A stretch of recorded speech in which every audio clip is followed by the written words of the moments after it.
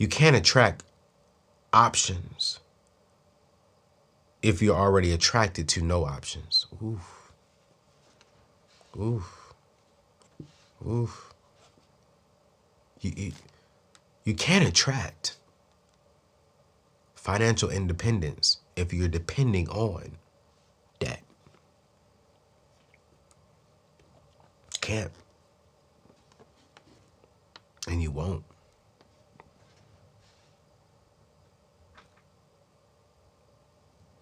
I want you to sit there and think about that. I hear you. God, if I can just get another $1,000 a month. God, if you just want to miraculously pay off my student loans.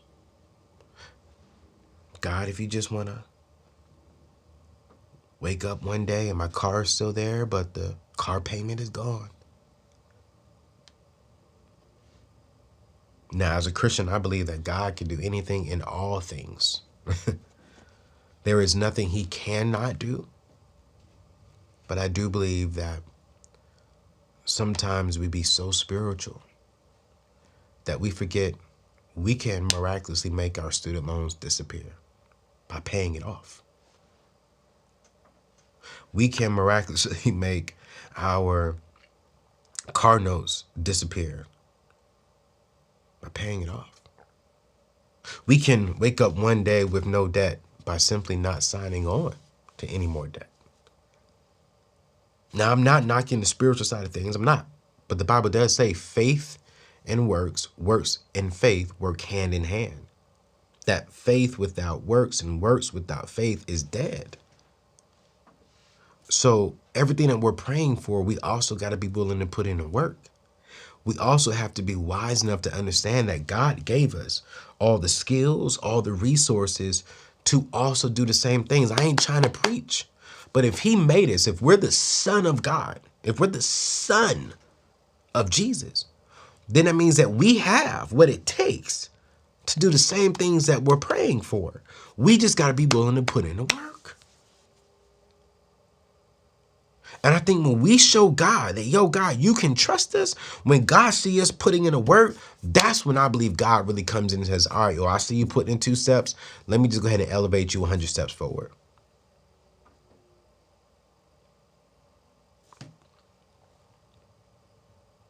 Having a vision, living beneath your means, sticking to a budget every single month and avoiding debt and paying off the current debt you have, doing these things will transform your finances and you'll immediately start to feel more wealthy.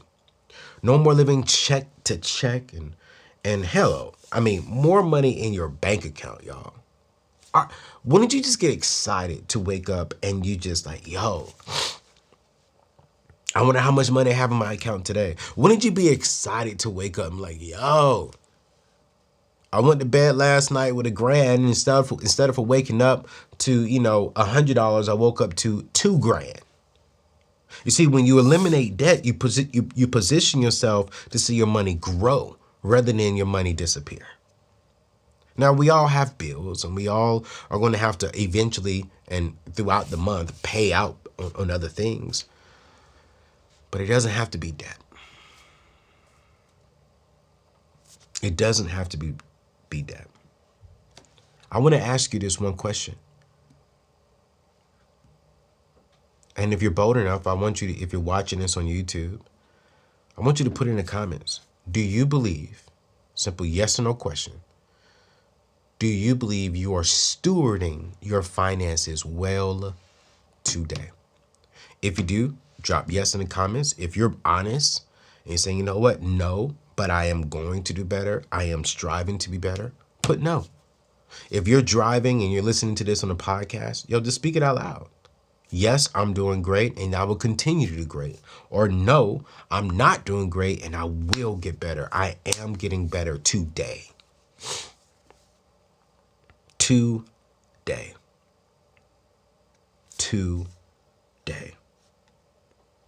Here's number 2 when it comes to attracting wealth. Second, if you really want to attract wealth, you need to network. You need to network. You've got to get around people who are smarter than you and stewarding more money than you. Be in the room with people who are where you want to be. Go to conferences, join a young professionals group, get involved in a local church, in a local community. One of the things that I remember was actually talking to one of my friends a couple of days ago, and it was funny. She was talking about how she was in the process of looking for a car, and we was talking about one of our friends who just spent about $200,000 on a car, and she's like, I could never do that. And I was like, really? I said, why? I said, because I remember saying I would never buy a house this size. I would never buy a car like this. But I also remember when I said that, my network around me didn't have that. My network around me wasn't saying and doing those kind of things. And I said, why? She said, but I never saw that around me. I never needed that around me. She said, and this is what she said, I don't need to make $100,000 a year. I'm like, really? She said, I'm okay making $50,000. I was like, really?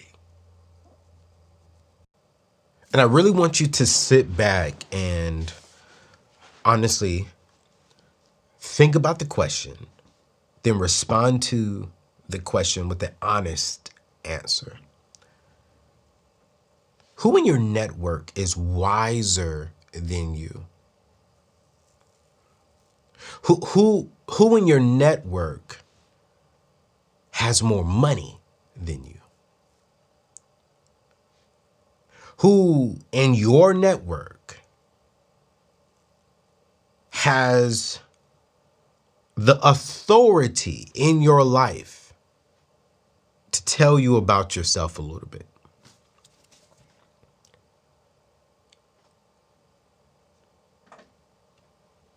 Who in your network, while you're stewarding your $50,000 a year, they could be stewarding $150,000 a year? As you are answering that question and you're seeing your network around you, when I say network, I'm not talking about people who you say hello to and they don't even say hello back to you. No, I'm talking about the people who you talk to on a regular basis, who reaches out to you on a regular basis.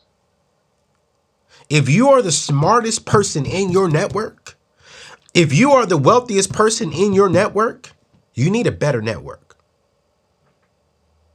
You want to start attracting wealth? Get around other people who are wiser and wealthier than you. You need to find a mentor. You need to find a wealthier mentor. You need to find someone who can literally check you and put you into place and hold you accountable when it comes to you and your money. It can't just be me, your YouTube friend. It can't just be me, your podcast friend. It can't just be me, someone who you see on the news. No, you need to find someone who calls you every day and says, hey, yo, I thought you said you wanted to attract wealth. Hey, yo, I thought you said you want to be wealthy, but you out here balling like this. You need someone in your network who's really going to hold you accountable. I bought my first house when I was with Dave. And I remember every major move, every major decision that I had to make, I ran it by him and some of the other wealthier people there, you know, and I was asking them for insight. I was asking them for information. Hey, give me wisdom, give me knowledge. This is the first time I am doing something like this. Tell me, you're wiser. You've made this move. Dave will be asking me questions like, hey, have you considered this? Hey, have you done that? Hey, as you're building, look into this because they try to get around on this. Hey, ask this question. And it felt so good to be able to submit myself to leadership, to submit myself to someone who doesn't want to just tell me what to do, but someone who already did what I am wanting to do. And watch this, they already made some of the mistakes that I could have made, But because I listened to them, because they were in my network, because they were connected to me, they wanted to help me avoid mistakes, avoid some of the pitfalls. And I did just that. You want to attract wealth?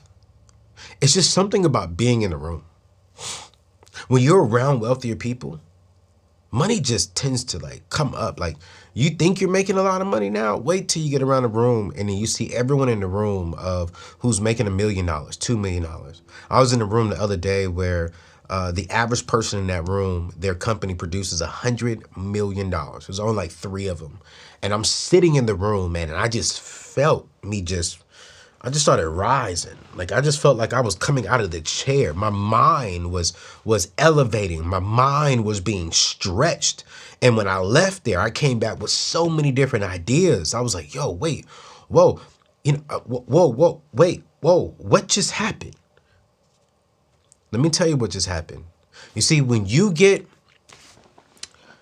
change your network, watch this. Ooh, this is so good. When you change your network, here's number 3 of how you but here's how you attract yourself to wealth. When you put yourself in a better network, you expose yourself to wealth.